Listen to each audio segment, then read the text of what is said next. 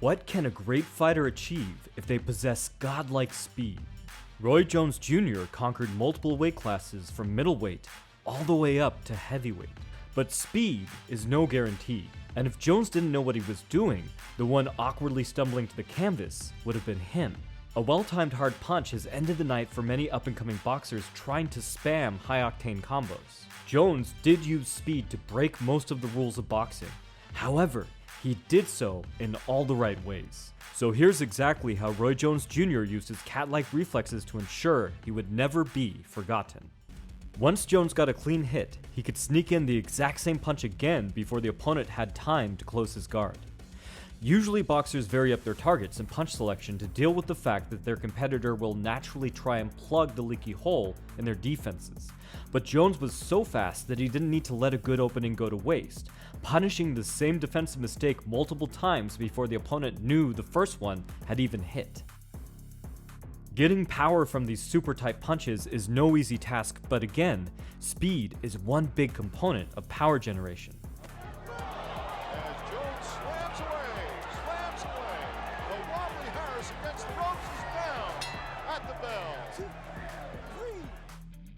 I think there's even a knockout where he throws about 5 hooks in a row, but I'm blanking right now if anyone wants to enlighten me in the comments. The next rule broken was that Jones would lead with his rear hand.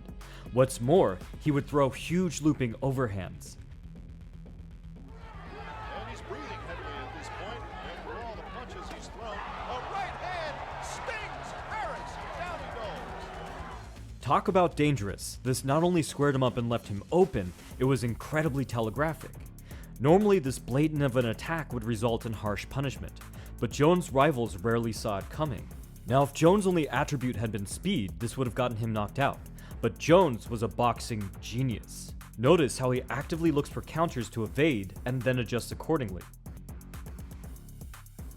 There's always prep from the start, like moving his head offline or changing levels. And he usually makes 1 or 2 adjustments during the movement itself, sometimes reactionary, and sometimes just built in to stay safe. You can check out my book on head movement, blocks, and parries to learn more.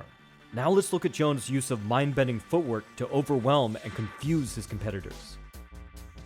Jones was a switch hitter, changing stances at will and at times ending up behind his competitors. When I covered Duplessis' blitzes, a commenter described them as drive-by punching, and I think that hilarious description works here for Jones as well.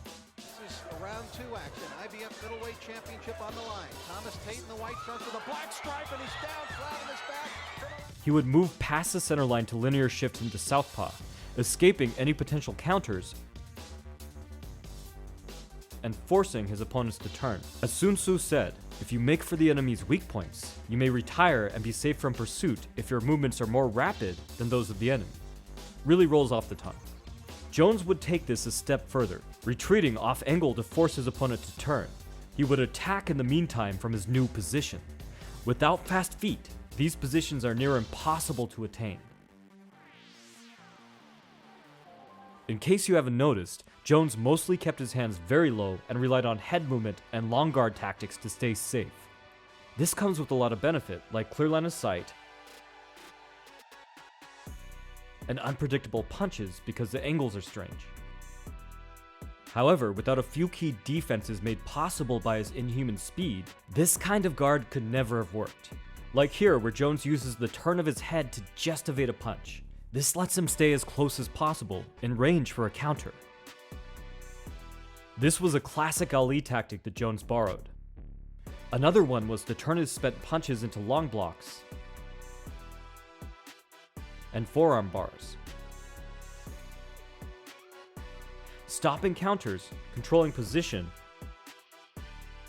and regaining the distance. Last but not least, because of his blinding speed and accuracy, Jones could get away with setting up attacks off of some absolutely ridiculous feints. The wind-up punch is a classic, but Jones' masterpiece came from pairing his leading overhand rights with his gazelle punches.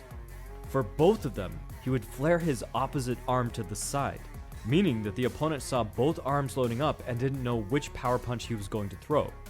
You can look at some of my older breakdowns to see Jones' opponent's eyes looking at the wrong hand and adjusting their defenses to protect the wrong side.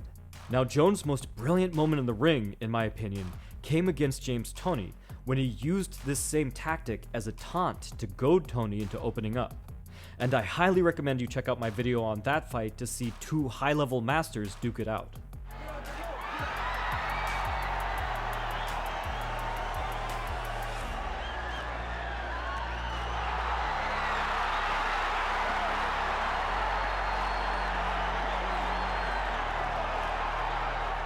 So most agree that Jones should have retired before he did, as he suffered a slew of losses and knockouts, and the main reason for all of this was the natural loss of speed that comes with age.